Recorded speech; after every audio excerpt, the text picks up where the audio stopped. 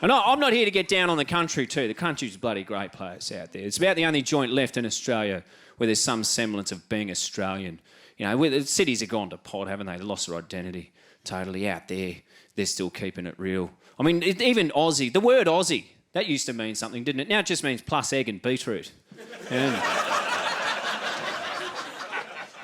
Not out there, they're living it. It's bloody great. If you don't, I go to the country a fair bit for my work. If you don't get out there, you should, just to see what we've done with the place. So good. Sometimes I'll stop off at one of those picnic areas they've got on the outskirts of country towns. Well, I stopped at one recently when everyone out. Can't wait to cook up a well-earned lunch here on the complimentary barbecues. Only to find that some local legend, probably the regional athletics champion, had already been there the night before. And he'd sort of been impressing his future de facto by carving her name onto every surface, ripping all the chairs off the picnic tables. And to put the finishing touches on his courtship, he had melted a bog onto the hot plate.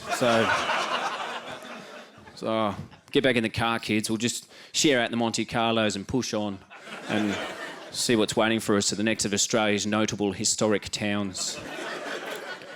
But country people are pretty good. Some of them are great. Some of them move into the city. I know a bloke, right? He's moved into the city from the country, and I've known him for a fair while. But he brought his country values with him, and by that I mean he accuses upwards of half a dozen people per day of being queer,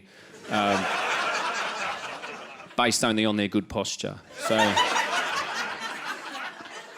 but he's one of these guys who he would never share a nacho or an umbrella with another man, just in case. I walk along beside him, and he's a couple of metres away from me, just in case I get ideas above my station there and make a move. I went to the movies with this bloke, right? And I know the protocol is, it was during the day, so it was just us and a smattering of bewildered wrinklies had wandered in to the cinema. And there was heaps of room. And I know the protocol is, when you go to the movies with another man, there's no way you sit in seats next to each other, just in case when the lights go down, someone makes a move.